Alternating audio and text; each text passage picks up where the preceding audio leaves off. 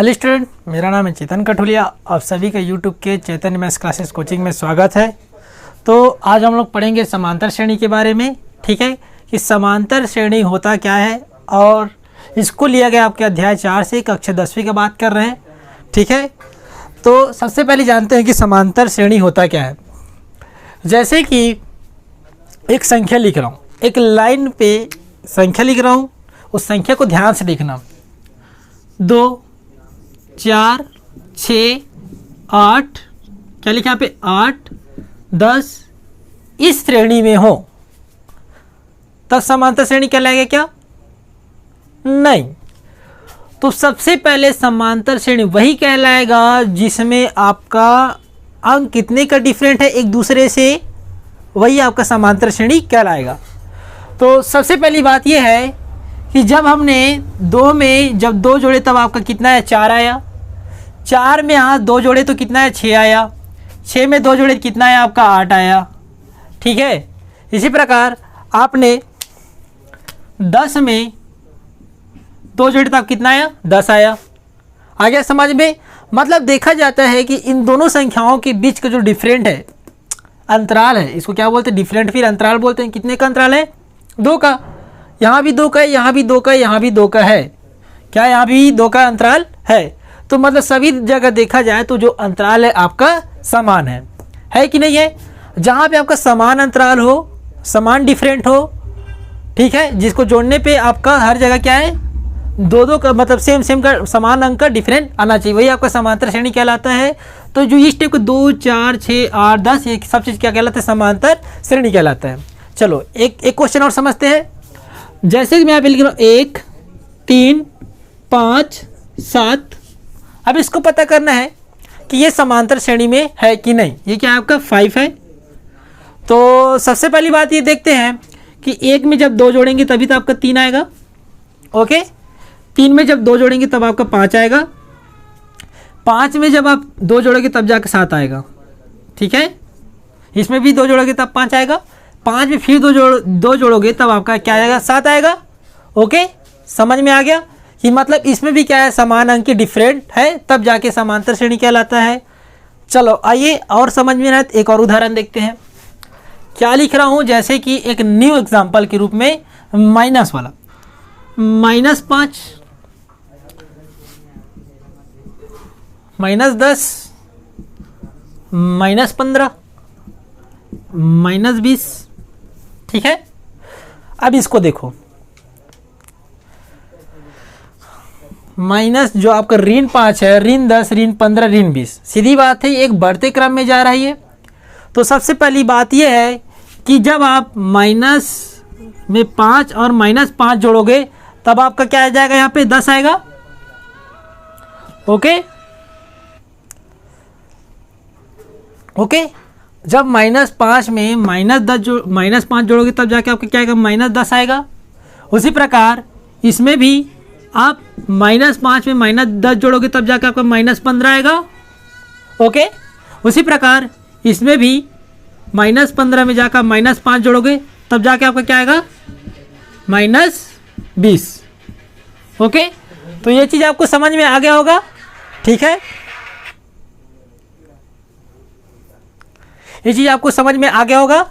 तो यहाँ भी देखा जाए तो यहाँ भी आपका कितने का डिफरेंट है 5 -5, सब में -5 का डिफरेंट है, जो कि समान अंक का डिफरेंट हो रहा है।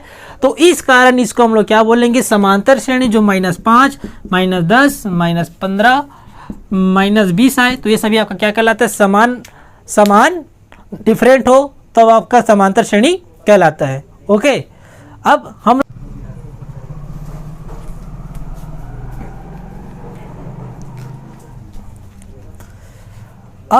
हम लोग देखते हैं कुछ सवाल। उस सवाल में देखेंगे कि सर्वांतर क्या होता है और प्रथम पद क्या होता है। तो सबसे पहली बात करते हैं किसकी, प्रथम पद ज्ञात कीजिए तथा सर्वांतर ज्ञात कीजिए। ठीक है, तो जब आपके इस टाइप से क्वेश्चन आए तो क्या करना है, तो सबसे पहली बात मैं एक चीज़ आपको बता देता हूँ कि प्रथम पद क्या होता है, सर्वांतर क्या होता है। इसको जानने के लिए अपन को एक सीरीज देखना पड़ेगा। जैसे कि मैं एक एग्जांपल ले रहा हूँ 2, 4, 6, 8, 10, ठीक है।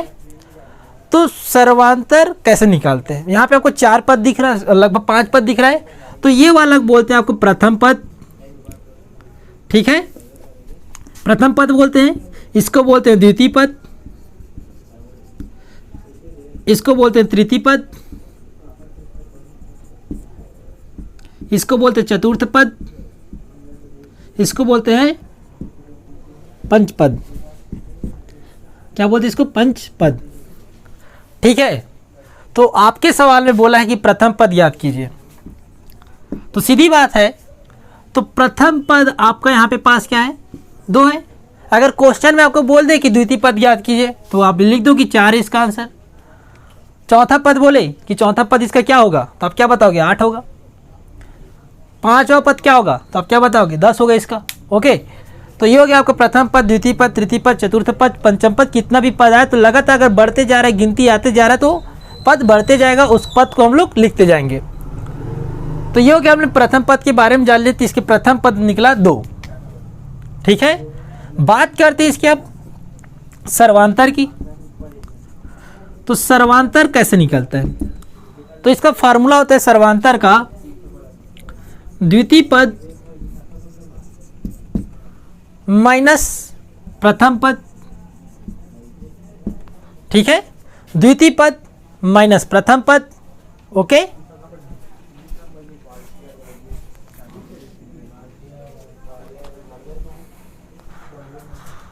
तो हम लोग कहाँ थे? द्वितीय पद माइनस प्रथम पद में थे। तो सबसे पहली बात यह है कि यहाँ पे आपके द्वितीय पद का वैल्यू कितना दिया है, अंक कितना दिया है, तो यहाँ पे आप क्या लिखोगे? मान रख दो, सीधी बात 4, जो आपको श्रेणी में दिया रहेगा उसी को लिखना है। और प्रथम पद की बात की जाए तो यहाँ पे क्या आपके पास 2 है। तो जब आप 4 में जब 2 घटाओगे तो यहाँ पे आपका सर्वांतर क्या निकल जाएगा? 2। तो आपको सर्वांतर निकालने भी आ गया होगा, ठीक है। तो सर्वांतर इस टाइप से निकालते हैं, द्वितीय पद माइनस प्रथम पद करना होता है तो आपका सर्वांतर निकल जाएगा। तो ये हो गया आपका द्वितीय पद, ये हो गया प्रथम पद। नहीं आया होगा तो एक और क्वेश्चन देखिए, यहाँ पे लिख रहा हूँ जैसे कि यहाँ पे क्या लिख रहा हूँ, एक कुछ नया क्वेश्चन लेते हैं, 5, 8, 11, 14, ठीक है। सर्वांतर सबसे पहले यहाँ पे क्वेश्चन में बोल दिया कि इसका द्वितीय पद प्रथम पद निकालिए और सर्वांतर ज्ञात कीजिए, ऐसा क्वेश्चन आ गया और इसको 1 नंबर में पूछा ही जाता है। पहली बात बता देता हूँ, ठीक है। तो सबसे पहली बात ये देखिए कि प्रथम पद किसको बोलते हैं?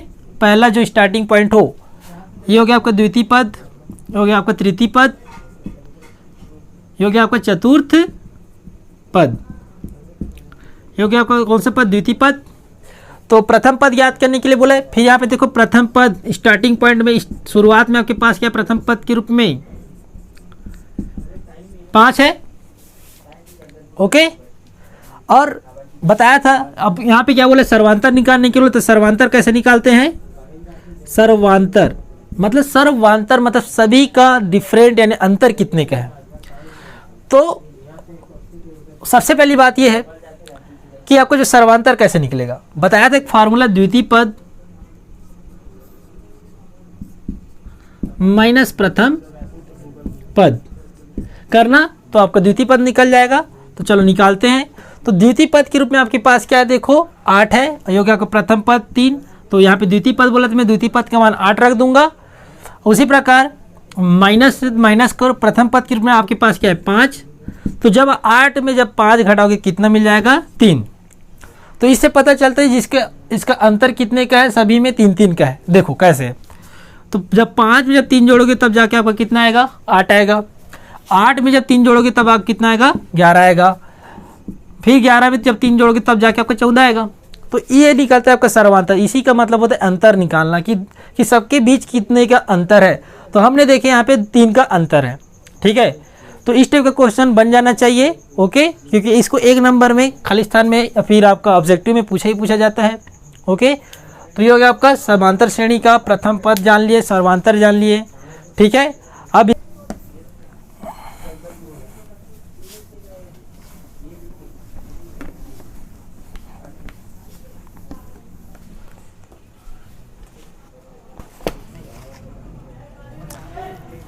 अब बात करेंगे समांतर श्रेणी को व्यापक रूप में व्यक्त करना। ठीक है, समांतर श्रेणी को व्यापक रूप में व्यक्त करना। ठीक है, तो व्यापक रूप में व्यक्त करने का फार्मूला होता है, तो इसके फार्मूला की बात की जाए तो ये होता है फार्मूला इसका ए प्लस डी। ठीक है, ए प्लस 2d, ए प्लस 3d, ए प्लस 4d, प्लस करते जाओ ए प्लस एन डी तक जाएगा। ठीक है, तो ये होता है समांतर श्रेणी को व्यापक रूप में व्यक्त करना। कि यदि आपके क्वेश्चन में बोल दिया जाए कि तृतीय पद का मान निकाल लीजिए अगर आपके पास प्रथम पद दिया है और आपको सर्वांतर दिया है, तो पहली बात बता देता हूँ, ए हमेशा क्या होता है, प्रथम पद होता है, और जहाँ पे आपको डी दिख रहा है उसको क्या बोलते हैं, सर्वांतर। इसी क्या बोलते हैं अपन लोग, सर्वांतर। ठीक है, तो बात करते हैं, तो देखो ये हो गया आपका प्रथम पद, इसको क्या कौन सा पद बोलते हैं, फर्स्ट पद या प्रथम टर्म, फर्स्ट टर्म बोलते हैं इसको। ओके, ये हो गया आपका द्वितीय पद, ये हो गया आपका तृतीय पद, इसी प्रकार ये भी आपका चतुर्थ पद, ये हो गया आपका पांचवा पद।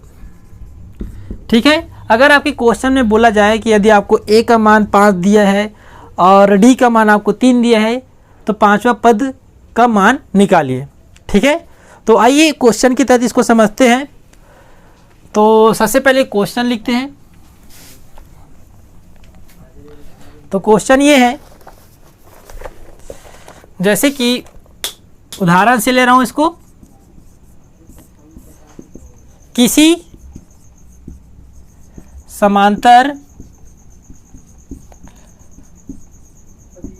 श्रेणी का प्रथम पद, यानी प्रथम पद को किसी दर्शाया जाता है ए से, ए बराबर 10 दिया हो, क्या दिया हो यहाँ पे इसको नोट कर लो। ठीक है, ए बराबर 10 दिया हो और सर्वांतर कितना दिया हो, डी बराबर ऋण 3 हो, तो श्रेणी के प्रथम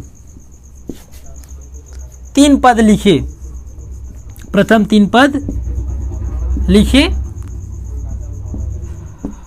तो समझते इस टाइप के क्वेश्चन को कैसे बनाए जाते हैं, तो आइए स्टार्ट करते हैं। तो समांतर श्रेणी को व्यक्त रूप में, तो देखो यहाँ पे जो आप क्या दिया, श्रेणी है, ये क्या है, ये श्रेणी है, और यहाँ पे जो दिख रहा है ए प्लस डी, ए प्लस 2d, ए प्लस 3d, ये क्या क्रमशः पद है। ठीक है, अपने अपना जगह के लिए पद है, ये पहले स्थान में तो पहला पद है, ये ए प्लस डी दूसरा स्थान में तो दूसरा पद है, और ए प्लस 2d तीसरे स्थान में तो तीसरा पद है, ए प्लस 3d चौथे स्थान में तो चौथा पद कहलाएगा। तो चलो आइए समझते हैं। तो सबसे पहले आपको प्रश्न पढ़ना है, क्या दिया कि किसी समांतर श्रेणी का प्रथम पद ए बराबर 10 और सर्वांतर आपको कितना दिया है, डी बराबर ऋण 3 हो, तो श्रेणी के प्रथम 3 पद याद कीजिए। तो सबसे पहले आप क्वेश्चन को क्वेश्चन के आगे लिखते हैं प्रश्नानुसार। यहाँ पे देखो, सबसे पहले यहाँ पे क्या लिखना, दिया है, तो दिया है, सबसे पहले आपको क्या दिया, यहाँ पे देखो ए बराबर 10 दिया है, मतलब प्रथम पद का मान यहाँ पे कितना दिया है,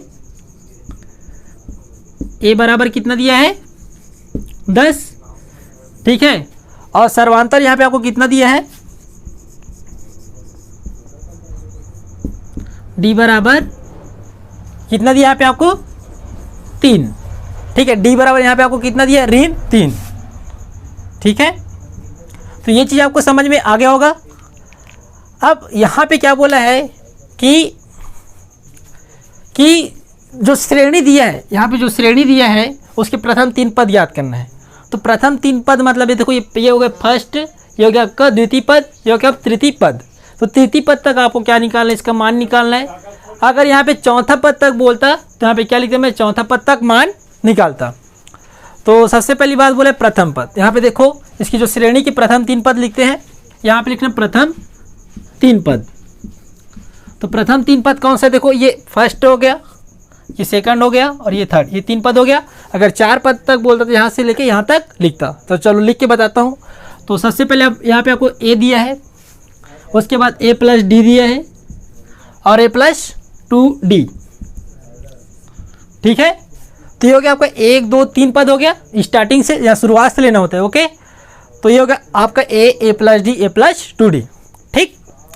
तो चलो, तो यहाँ पे a का मान रखेंगे और d का मान रखते हैं। तो a का मान यहाँ पे कितना हो जाएगा, a का मान देखो, तो सबसे पहले देखो प्रथम पद, प्रथम पद क्या है यहाँ पे देखो a है, तो a का मान देखो यहाँ पे कितना है, यहाँ पे 10 है। तो यहाँ पे क्या लिख दूंगी, इसका आंसर 10 हो जाएगा, ठीक है। अब इसके बाद करते हैं द्वितीय पद। तो द्वितीय पद में आपके पास क्या दिया है देखो, तो यहाँ पे लिखना द्वितीय पद, क्योंकि वो दूसरे स्थान में है। तो a प्लस डी लिखना। देखो a का मान यहाँ पे कितना दिया है, सबसे पहली बात 10, धन है तो धन लिखो, और d दिया यहाँ पे, तो d का मान यहाँ पे कितना दिया, यहाँ पे ऋण 3। अब देखो यहाँ पे जब धन और ऋण का गुना होता है तो हमेशा याद रखना कौन सा मिलता है, 10 धन और ऋण का गुना तो क्या मिलता है, ऋण मिलता है। और यहाँ पे क्या मिलेंगे 3, तो 10 और 3 को घटाएंगे 7 मिलेगा, ओके। और तीसरा पद आपको यहाँ पे क्या मिलता है, a प्लस 2d। तो a का मान सबसे पहली बात देखा जाए यहाँ पे कितना है, 10 है। तो यहाँ पे क्या दिया 2, तो यहाँ पे अब हम लोग क्या लिखेंगे, 2 लिखेंगे, इनटू करेंगे, और यहाँ पे d का मान कितना रखेंगे, -3। तो रख लिए -3। तो यहाँ पे देखते हो कैलकुलेशन करने के बाद तो क्या मिलता है 10। अब देखो धन और ऋण का गुना ऋण होता है, और 2 का गुना जब 3 से करेंगे तो यहाँ पे कितना मिल जाएगा 6, और अब 10 में जब 6 घटाएंगे तो कितना मिल जाएगा 4। तो ये आपको मिल गया कि इसका प्रथम पद, द्वितीय पद, तृतीय पद का मान।